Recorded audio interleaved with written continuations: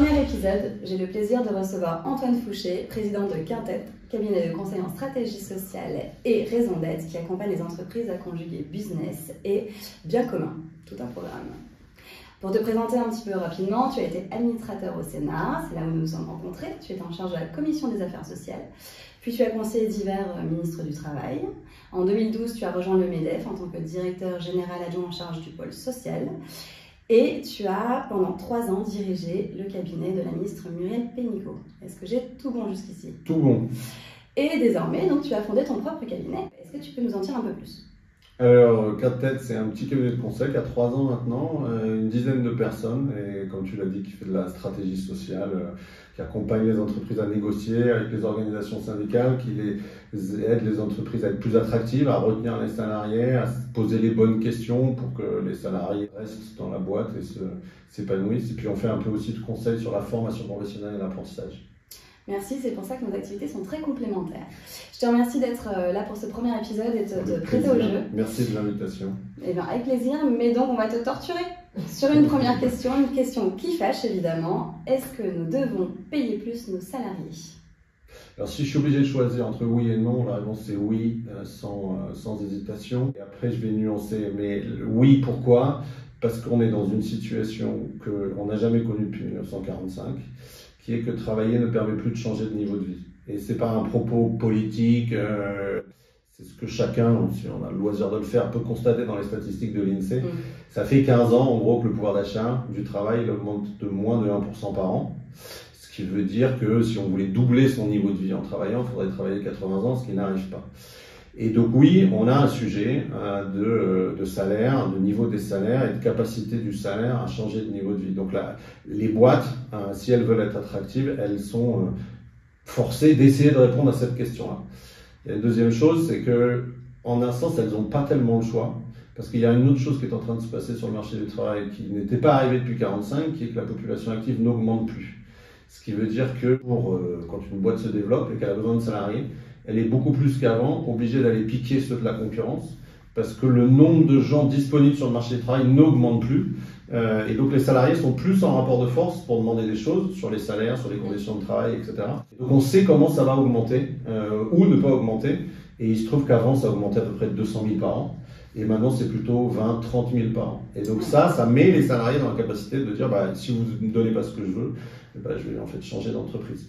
Et donc ça oblige les entreprises à s'adapter un peu plus. Mais à la décharge des boîtes, c'est difficile parce que contrairement à d'autres pays, il n'y a pas eu d'abus des entreprises, en gros, même s'il y a eu certaines exceptions, mais il n'y a pas eu d'abus des entreprises sur la rémunération des dirigeants, sur la rémunération des actionnaires. Quand on regarde au niveau macroéconomique, le partage de la valeur entre le capital et le travail, il est stable depuis 1945, ça n'a pas changé en France. Donc ça veut dire très concrètement qu'en moyenne dans les boîtes, il n'y a pas tellement de marge pour augmenter les salaires sans réduire l'investissement et donc en un sens freiner la croissance aussi. Et ça renvoie à un truc spécifiquement français, qui est le niveau des charges. C'est-à-dire que si on veut que le travail paye plus, c'est pas que un effort des boîtes, c'est aussi un effort de réduction de l'écart entre ce qu'on gagne comme salarié et ce qu'on a dans la poche. Un seul exemple, le salaire moyen en France, c'est 4 500 €.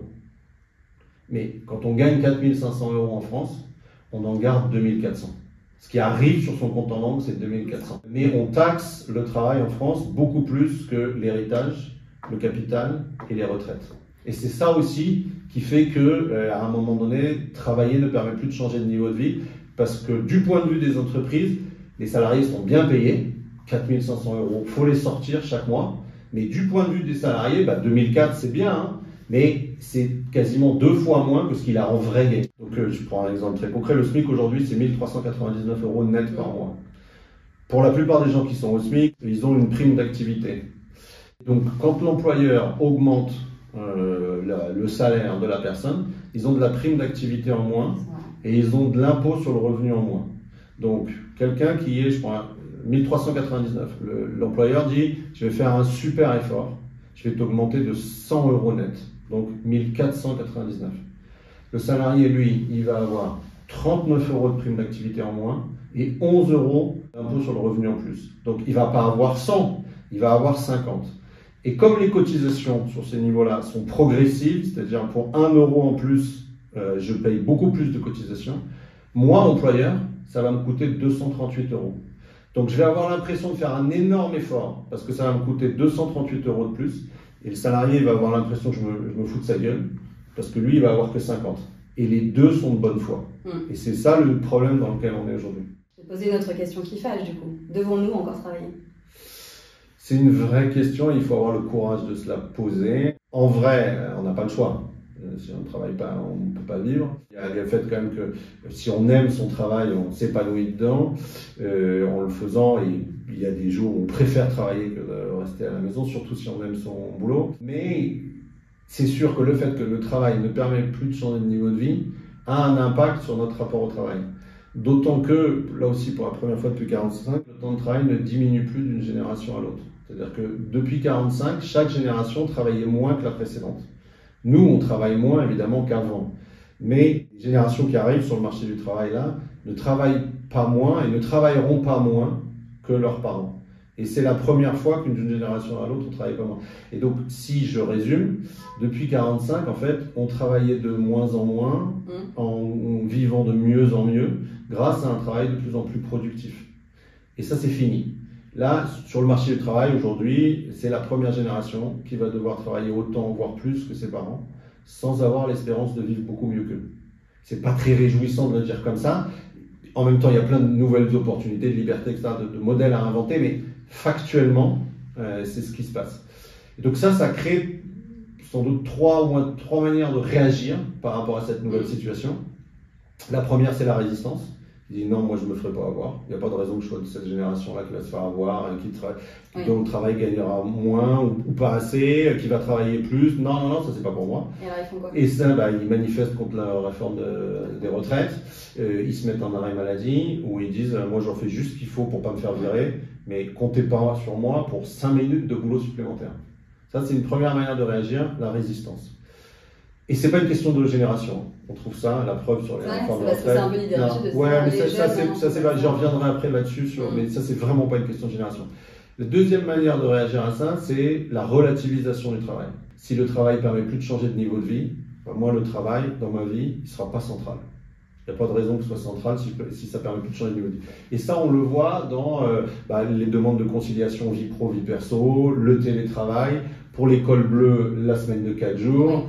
Les entretiens qu'on a tous de recrutement en disant oui mais alors comment on fait par rapport à la garde d'enfants, etc., qui sont des vrais sujets. Et ça aussi, il y a toujours eu ce souci de conciliation, mais il y a encore plus de demandes de conciliation quand on ne peut pas attendre du travail de changer de niveau de vie. Et la troisième type de réaction, c'est l'investissement existentiel dans le travail. Si le travail permet plus de changer de niveau de vie, alors au moins franchement qu'il ait un sens. Que c'est un sens de bosser, que je m'éclate, que je sois utile.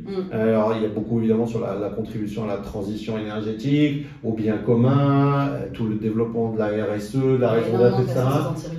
Exactement, c'est aussi une question subjective, mais c'est d'autant plus fort que oui, le travail, ça c'est objectif. Le travail effectivement, ce qu'il apportait aux parents et aux grands-parents, et donc je lui demande autre chose. Exact. Tout ça n'est pas générationnel. Je pense qu'on a chacun en nous, à des différents degrés, un peu des trois.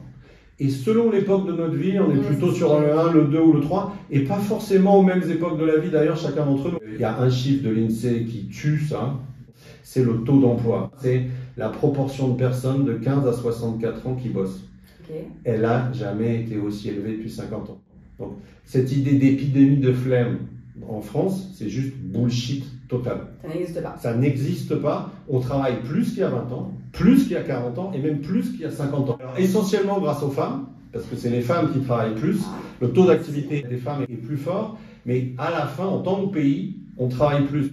Et ce qui est intéressant aussi, je pense, c'est malgré le côté un peu dur, parce que oui, le travail permet plus de changer de niveau de vie, et en plus, il va falloir bosser plus qu'avant. On a une liberté dans l'invention du rapport au travail que les parents et les grands-parents n'avaient pas. Les générations précédentes, on travaillait et on ne se posait pas la question, c'était comme ça. Notre discussion le prouve. La société se pose la question. La société se pose la question du rapport au travail, les conditions de travail évoluent, l'exigence de sens est plus forte, les salariés sont en position de demander plus de choses, donc il y a aussi une liberté et une compensation par rapport au fait qu'il faut travailler plus qu'avant.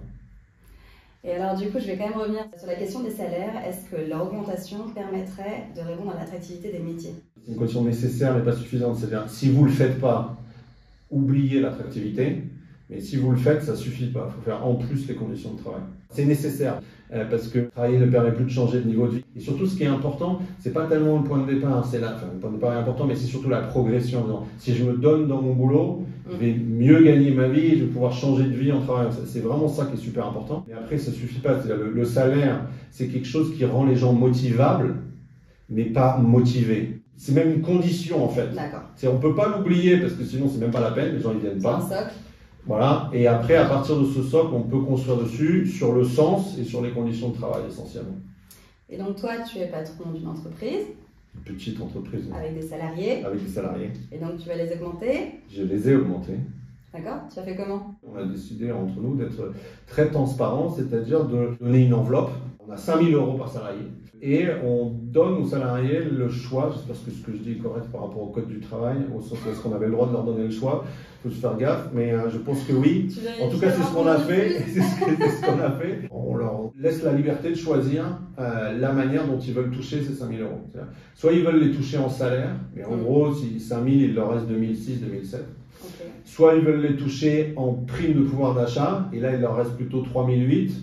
Soit ils veulent les mettre de côté sur des congés supplémentaires l'année qui vient ou l'année d'après. Dans ce cas-là, ils ne le touchent pas, mais ils savent qu'ils ont un mois et demi de vacances en plus dans l'année qui vient ou dans 2 ans, etc. etc. Et elles, c'est essentiellement des filles, elles ont toutes choisi de prendre l'augmentation de salaire par prime de pouvoir d'achat. Parce que c'est là où l'écart entre ce que ça coûte à Quintet et ce que les salariés ont dans leur poche est le plus faible.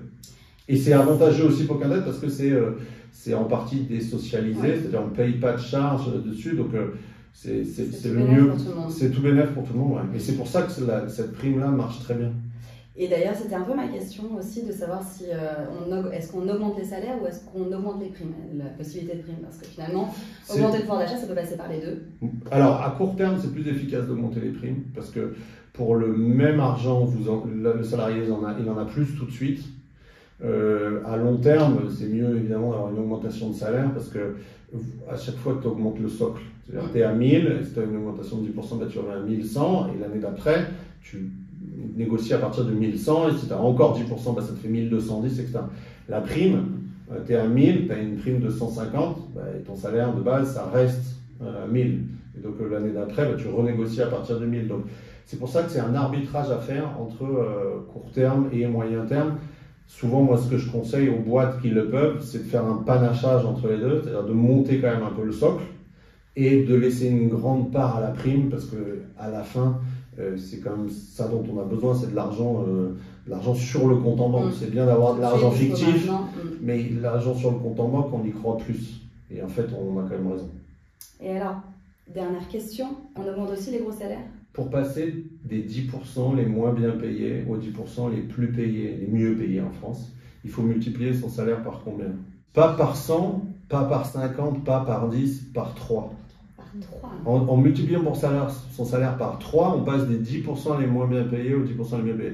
Ça veut dire qu'en fait, les salaires, ils sont hyper tassés en France. Et pour être très concret, on passe de 1 300 € net par mois à 3 900 par mois. À partir de 3 900 par mois, on est dans les 10% les mieux payés de France. Et pour passer dans les 1% les mieux payés, on multiplie par 7. C'est-à-dire c'est à partir de 9 000 € net par mois, on est dans les 1% les mieux payés. Donc, après, on peut toujours trouver que c'est beaucoup, c'est trop, etc. Mais c'est très serré en fait. C'est très très serré. Donc, si gros salaire c'est 9 ou 10 000 €, oui, il faut aussi que le travail permette à certaines personnes qui ont la chance d'être aussi bien payées que ça, de changer de niveau de vie. Là où ça déconne complètement, c'est quand les salaires atteignent des millions d'euros, parce que là, me semble-t-il, c'est injustifiable, c'est indécent, et c'est aussi toxique démocratiquement, parce que ça donne le sentiment qu'il suffirait de supprimer ce type de salaire pour que le travail paye plus. Mais en fait, comme il n'y a que quelques centaines de personnes qui sont payées à ce niveau-là, en fait, même si vous leur prenez tout l'argent, vous allez leur donner quelques euros à chacun des salariés. Et donc, en fait, ça ne changera rien. Donc, ces salaires-là, ils donnent l'illusion d'une explosion des inégalités, alors que non, quand on prend la masse des gens, non, il n'y a pas d'explosion des inégalités. et ils sont injustifiables et indécents pour une raison très simple, qui est que vous pouvez trouver des gens hyper compétents qui travaillent 70 ou 90 heures par semaine et qui ne sont pas payés des millions d'euros. Je te remercie beaucoup et je vais te laisser aller voir Olivier, Ouais. qui est notre président, Pour le que dire, je puisse lui parler de l'augmentation des salaires. Merci beaucoup. Merci Antoine.